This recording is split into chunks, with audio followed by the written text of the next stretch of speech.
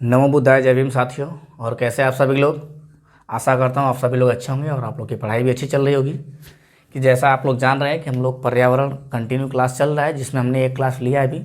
और उसमें हमने क्या पढ़ा, राज्य वाइज हम पढ़ रहे हैं अभी फिलहाल। ईवीएस का जो विषय वस्तु है, जो 3, 4, 5 की जो ईवीएस आपको पढ़नी है एनसीईआरटी की, उसी से निचोड़ निकाला हुआ हम राज्य वाइज पढ़ रहे हैं, जिसमें हमने कुछ राज्यों के बारे में पढ़ लिया और जो बचे हैं आज उसको हम कंप्लीट करेंगे। तो चलिए आज हमारा पहला होने वाला है मनाली। मनाली के बारे में देख लेते हैं। मनाली क्या है, ये एक पहाड़ी इलाका है। मनाली क्या है, एक पहाड़ी इलाका है। यहाँ के मकान लकड़ी व पत्थर के बने होते हैं, लकड़ी और पत्थर के बने होते हैं। जबकि लेह लद्दाख के भी मकान लकड़ी और पत्थर के बने थे। जम्मू कश्मीर में भी क्या है, लकड़ी और पत्थर के बने थे। लेकिन जम्मू कश्मीर में जो था उसकी जो छत थी वो ढलान थी, जबकि लेह लद्दाख में जो छत था वो क्या था, प्लेन था। और जम्मू कश्मीर में जो है कि जो घर बनाए जाते थे उसमें क्या था कि सीमेंट के भी घर बनते थे। लेकिन जो गांव के इलाका था, गांव के इलाके में जो घर बनाया जाता था वो पत्थरों को काट के जोड़ा जाता था और उसकी छत ढालूदार होती थी।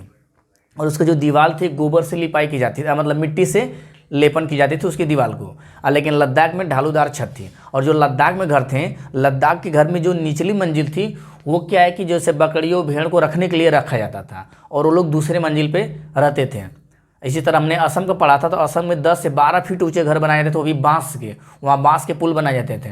और टॉली जो यूज होती थी कहीं एक जगह से दूसरी जगह, मतलब बच्चों को ढोने के लिए टॉली बनाई जाती थी, वो लेह लद्दाख में पाई जाती थी। तो इन सब चीज़ों को पीछे में बता दें, उसको ध्यान से एक बार देख लीजिएगा। तो यहाँ पे बहुत अधिक वर्षा व बर्फ पड़ती है। देखिए भैया, असम में भी बहुत अधिक वर्षा होती है, जहाँ पे 10 से 12 फीट ऊंचे घर बनाए जाते हैं। यहाँ पे भी बहुत अधिक वर्षा और बर्फ पड़ती है। अब बर्फ कहाँ पड़ता है भैया, जम्मू कश्मीर में भी, लद्दाख में भी। तो ये चीज़ें याद रखिएगा। अब अगला आता है मिजोरम। मिजोरम क्या कहता है, यहाँ मिजोरम में मिजो भाषा बोली जाती है। मिजोरम में मिजो भाषा बोली जाती है। यहाँ पर बांस के, यहाँ पे भैया बांस के कप मिलते हैं, जो चाय पीने के लिए, पानी पीने के लिए यहाँ पे क्या है, बांस के कप मिलते हैं। और यह खेती के, और यहाँ पे खेती की लॉटरी भी निकाली है। बांस के कप मिलते हैं और खेती के लिए यहाँ लॉटरी निकाली जाती है। मतलब यहाँ पे इस हिसाब से खेती होती है कि यहाँ पे लॉटरी निकाला जाता है। लॉटरी में जिसका नाम आएगा वही खेती करता है। यहाँ पे जो ज़मीन है सबको साझे के रूप में दी जाती है। यहाँ पे जो ज़मीन है सबका होता है, लॉटरी निकलता है, लॉटरी में जिसका नाम आएगा भैया वो ज़मीन पे क्या करेगा, उस साल खेती करेगा। आगे देखिए, तो यहाँ खेती की लॉटरी निकाली जाती है। जमीन साझा मानकर लोगों को बारी बारी से खेती करने के लिए दिया जाता है। बारी बारी सबको खेती करने के लिए मिलता है, किसी का नाम नहीं है वहाँ, फिक्स नहीं है कि फला आदमी खेत है तो बस वही खेती करेगा। वहाँ पे बारी बारी सब लोग खेती करते हैं, खेती करने का मौका मिलता है। यहाँ बारी बारी सबको खेती करने का मौका मिलता है। एक टीन जमीन का मतलब, एक टीन, ये क्वेश्चन यहाँ से आया हुआ है, एक टीन वाला क्वेश्चन यहाँ से आया है। एक टीन का मतलब होता है कि एक टीन में जितने बीज आ सकते हैं। एक टीन खेती का मतलब ये है कि एक टीन में जितने बीज आएंगे वो जितने दूर तक खेत में बोए जाएंगे, वो ज़मीन की बात करते हैं। तो क्या कह रहा है, एक टीन जमीन का मतलब, एक टीन जमीन का मतलब होता है एक टीन बीज जितने ज़मीन में बोए जाते हैं। जितने ज़मीन में एक टीन बीज बोए जाते हैं उसी को एक टीन ज़मीन कहते हैं। और इसको झूम खेती मिजोरम में होती है। ये झूम खेती मिजोरम में होती है। और एक हमने बिहू पढ़ा था, बिहू कहाँ होता है, असम में। ठीक है, तो यहाँ पे मिजोरम, यहाँ मिजोरम में झूम खेती या कहीं कहीं धूम खेती भी लिखा हुआ मिल सकता है आपको। यहाँ पर एक फसल काटने के बाद, यहाँ पे भैया एक फसल काटने के बाद, जैसे फसल होगी, एक फसल काटने के बाद उस ज़मीन को वर्षों तक वैसे ही छोड़ देते हैं, उस पर खेती नहीं की जाती। एक बार फसल काटने के बाद उस पर खेती नहीं होती, उसको वैसे ही छोड़ देते हैं। उस पर घास फूस, जंगल, ये सब बांस ओस उग जाते हैं। फिर इसके बाद उसकी भी कटाई नहीं की जाती है, उसको वैसे ही जला दिया जाता है। खेत में उसको जो भी घास फूस, जो भी पेड़ पौधे जो भी उस पर उगते हैं, उस खेत में उसको उसी तरह जला दिया जाता है। और जो उसकी राख होती है वो खाद का काम करती है। तो इसको देख लीजिए, झूम खेती मिजोरम में होती है। यहाँ पर एक फसल काटने के बाद ज़मीन को कुछ सालों तक खाली छोड़ देते हैं, उस जगह पर बांस या जंगल उग जाते हैं, फिर ये लोग उसे जला देते हैं। यहाँ राख खाद का काम करती है। यहाँ चेराव नाच होता है। हाँ भैया, यहाँ एक चीज़ और, ये यहाँ पे एक चेराव नाच होता है। ये कब होता है, जब फसल पक जाती है तो यहाँ पे चेराव नाच किया जाता है। जब फसल पक जाती है, जब फसल पक जाती है तो यहाँ पे चेराव नाच किया जाता है। और इस चेराव नाच में क्या होता है भैया कि ये चेराव नाच एक प्रकार का ये त्यौहार इन लोगों का, जैसे बिहू खेती का एक, वहाँ पे एक त्यौहार मनाते थे जो चावल के कटाई जब होती थी तब। लेकिन यहाँ पे जब पक जा रहा है तब ये किया जाता है। सभी एक साथ इस त्यौहार में क्या करते हैं कि जब फसल पक जाती है तो वहाँ के लोग सभी एक साथ मिलकर खाना बनाते हैं और खाना बना के उसको साथ में मिलकर क्या करते हैं, खाते हैं। और खाने के पश्चात चेराव नाच वहाँ पे करते हैं। और चेराव नाच में क्या होता है, देख लीजिए आगे। चेराव नाच में क्या होता है कि इस नृत्य पर बांस की दो अलग अलग लोगों की जोड़ी आमने सामने बैठते हैं और खेल की ताल पर, मतलब ढोल की ताल पर क्या होता है भैया, ढोल की ताल पे क्या करते हैं, वो लकड़ी पीटते रहते हैं। जो भी लकड़ी उनके पास हो जो दी जाती है वो ढोल के ताल पे क्या करते हैं, लकड़ी को जमीन पे पीटते रहते हैं। यहाँ का मुख्य फसल क्या है, चावल है। और मिजोरम के जो 3/4 भाग है वो जंगल से भरा हुआ है। मिजोरम का जो 3/4 भाग है वो पूरा क्या है, टोटल जंगल है। आगे देखिए केरल। केरल क्या कहता है, केरल मल्लापुरम गांव कहाँ है, केरल में। और पोचमपल्ली अभी कल ही पढ़े थे, जहाँ की साड़ी फेमस थी। तो ये मल्लापुरम गांव केरल में है। केरल में एक जगह से दूसरे जगह जाने के लिए फेरी नाव का, एक जगह से दूसरे जगह जाने के लिए यहाँ पे फेरी नाव का प्रयोग होता है। जबकि लद्दाख में क्या है, ट्रॉली का प्रयोग किया जाता है। किसका, ट्रॉली का प्रयोग किया जाता था। और लकड़ी से बनी छोटी नाव को क्या कहते हैं, यहाँ लकड़ी से बनी छोटी नाव को कोजी कोड कहते हैं। क्या कहते हैं, कोजी कोड कहते हैं। लकड़ी की छोटी नाव बनी होती है। अब बल्लभ लकड़ी से बनी छोटी नाव, ये बल्लभ याद रखिएगा, एग्जाम में आया था। कुछ लोग बल्लभ को क्या लगा दिए थे, जो बल्लभ जो मारने के लिए जो इस्तेमाल किया जाता है, जो हथियार के रूप में इस्तेमाल किया जाता है, लोग वो बल्लभ समझ लिए थे। लेकिन याद रखिए बल्लभ का मतलब होता है लकड़ी की बनी छोटी नाव। कहाँ पे होता है भैया, ये केरल में होता है। अब एक है अबू धाबी। अबू धाबी में थोड़ा देख लीजिए। अबू धाबी क्या है, ये रेगिस्तानी इलाका है। अबू धाबी क्या है, ये रेगिस्तानी इलाका है। यहाँ की जो भाषा वो क्या है, अरबी है। यहाँ की भाषा क्या है, अबू धाबी की भाषा अरबी है। ये एक रेगिस्तानी इलाका है। यहाँ पे पानी की बहुत किल्लत है। यहाँ पे वर्षा बिल्कुल नहीं होती। यहाँ पे जो ये अबू धाबी है, यहाँ पे वर्षा नहीं होती। यहाँ पानी की कीमत बहुत ज़्यादा है। और यहाँ पे जो रुपया को दिरहम कहा जाता है। क्या कहा जाता है, दिरहम। रुपया को दिरहम क्या कहा जाता है। यहाँ पे पानी की बहुत कीमत है। और यहाँ पे न नदी न तालाब ऐसे कुछ भी नहीं है जहाँ से पानी मिल सके। तो देख लीजिए यह रेगिस्तान इलाका है। यहाँ की स्थानीय भाषा अरबी है।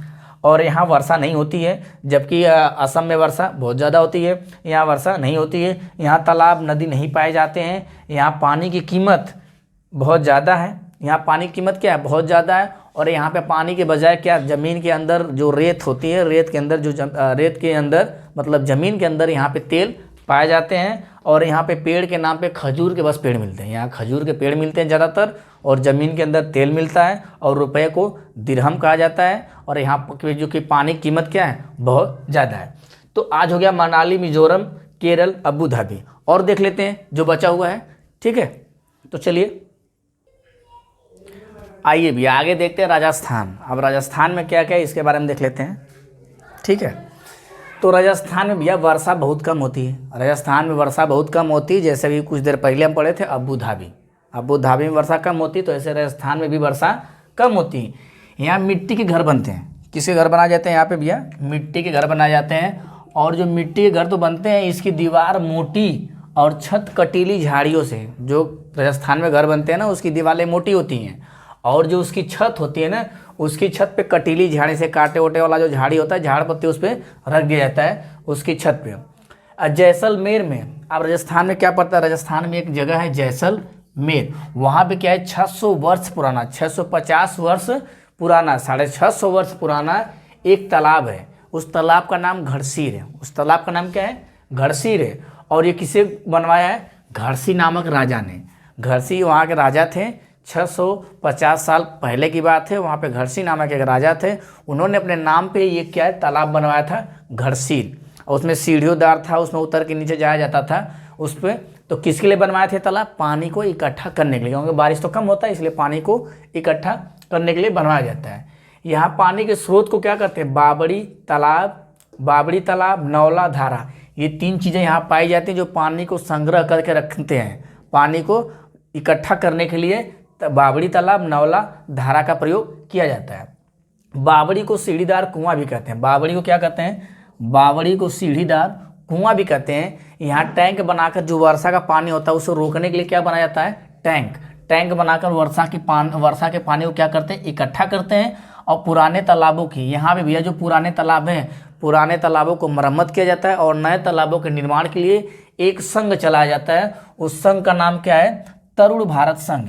तरुण भारत संघ एक संघ है जो क्या करता है कि नए नए तालाबों का निर्माण करता है पानी को इकट्ठा करने के लिए और पुराने तालाबों की मरम्मत करता है। तो राजस्थान में किसका घर भैया? मिट्टी का घर। और छत कैसी होगी? कटीली झाड़ियों से छत बनाया जाएगा। यहाँ पे 650 वर्ष पुराना एक तालाब है, घड़सी नामक राजा ने घड़सीर एक तालाब बनवाया है और वो किस लिए? पानी को इकट्ठा करने के लिए। यहाँ पे बाबरी तालाब, नौला धारा एक तरह से ये पानी को इकट्ठा करने के लिए एक संसाधन है। और क्या है? यहाँ पे टैंक बनाए जाते हैं, टैंक में वर्षा का पानी को रोका जाता है। और यहाँ पे एक तरुण भारत संघ एक संस्था है, इसके द्वारा पानी को एकत्रित करने के लिए नए नए तालाबों का निर्माण किया जाता है और पुराने तालाबों की मरम्मत की जाती है।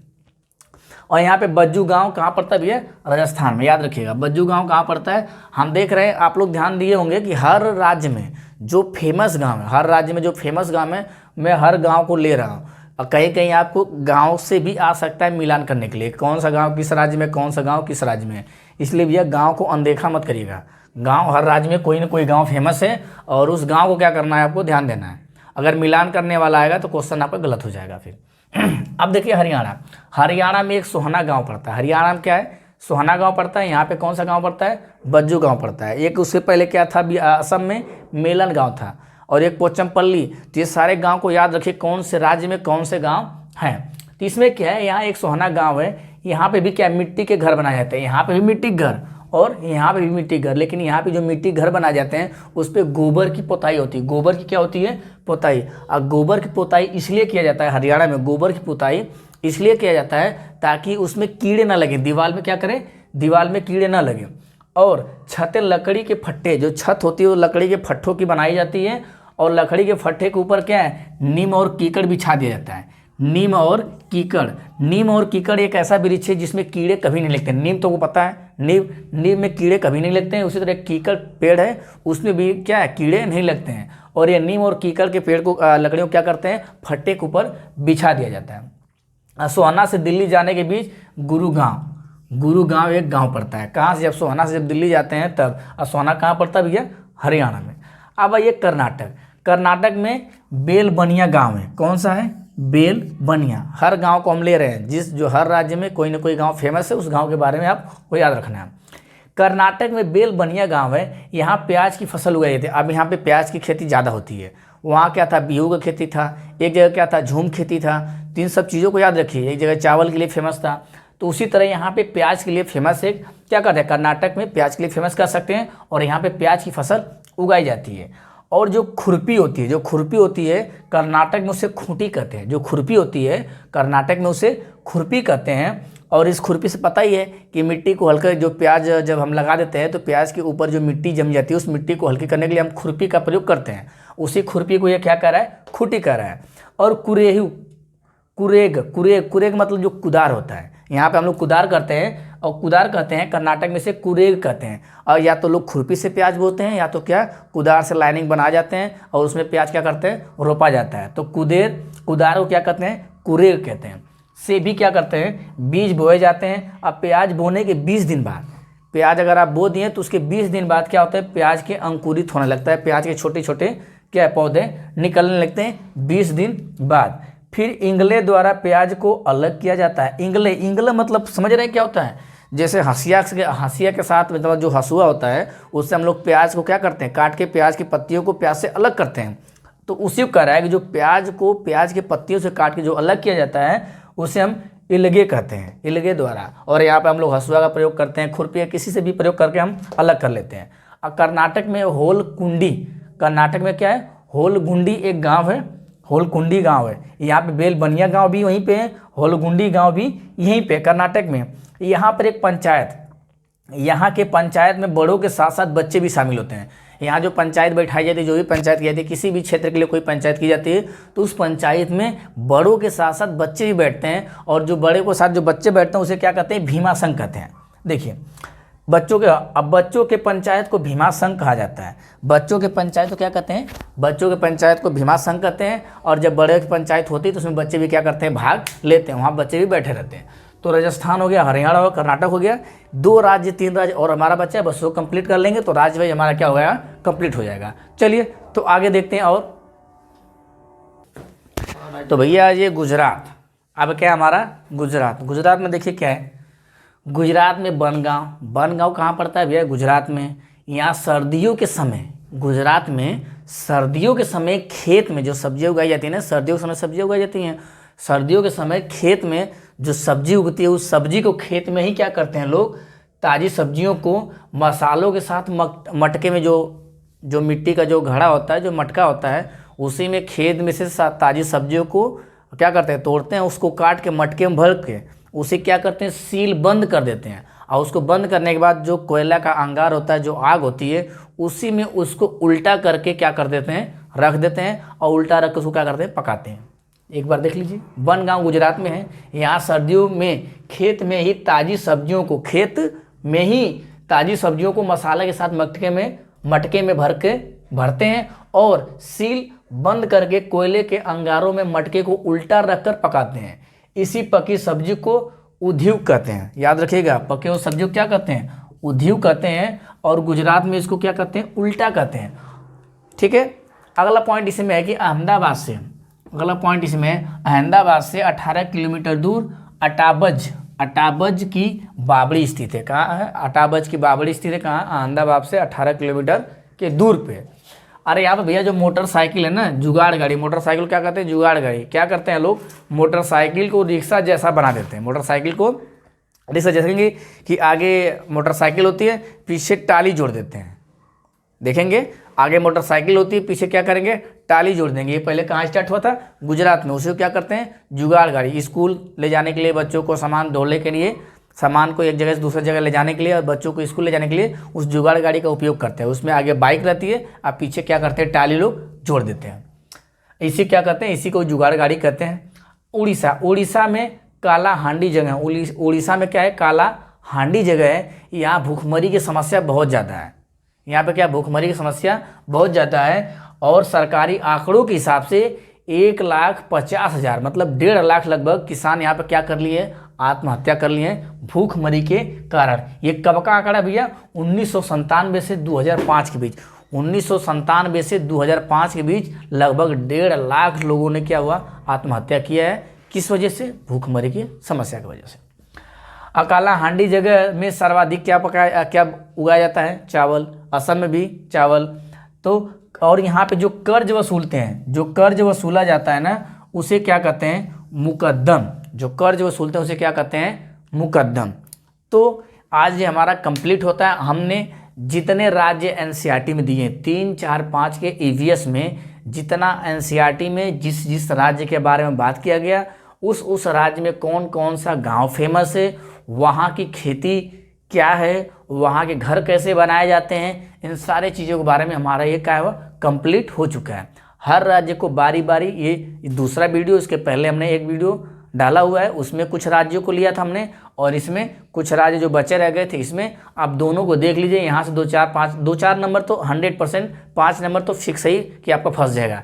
एक तो घर से फंस जाएगा हो सके तो, एक तो खेती से फंस जाएगा, दूसरा हो सकता है जुगाड़ गाड़ी, कहीं पे फेरी नाव चलाई जाती है। बल्लभ को क्या कहते हैं, बल्लभ एक प्रकार की नाव होती है, फेरी एक प्रकार की नाव होती है जो एक जगह से दूसरी जगह तक ले जाते हैं। और राजस्थान में किस हिसाब से घर बनाए जाते हैं, लद्दाख में, जम्मू कश्मीर में, श्रीनगर में। तो घर से आपका कोई एक क्वेश्चन बन जाएगा और एक क्वेश्चन, 2 क्वेश्चन आपका बन जाएगा कि कौन कौन सा राज्य में क्या क्या चीज़ें आती हैं। और आम पापड़ के बारे में आपने पढ़ा कि पके हुए आम का पापड़ बनाया जाता है। तो इन सारी चीज़ों को आप अच्छे से नोट कर लीजिए और इसको याद कर लीजिए। यहाँ से 5-7 नंबर, आपका 5 नंबर तो फिक्स ही फंस जाएगा। फिर इसके बाद बचा हुआ जानवर के बारे में पढ़ लेंगे, मसालों के बारे में पढ़ लेंगे, कौन कौन सी सब्जी किस किस देश से आई है, जैसे चीन से सोयाबीन आया है, भिंडी कहाँ से आया है, गोभी कहाँ से आई है, मटर किस देश से आया है, इसके बारे में वहाँ से एक क्वेश्चन आपका बन जाएगा। और जैसे कि आंवला में क्या पाया जाता है, आयरन की कमी से कौन कौन सा रोग होता है। तो इन जो 2-4 क्वेश्चन है इधर उधर से बनने वाले हैं, उसको भी हम क्या करेंगे, अलग से आप ले लेंगे। तो आज के लिए बस इतना ही। अगर वीडियो पसंद आए तो ज़्यादा से ज़्यादा लोगों को शेयर करें, लाइक करें और चैनल को सब्सक्राइब जरूर करें। तब तक के लिए भैया धन्यवाद। फिर मिलते हैं अगले वीडियो में आपसे।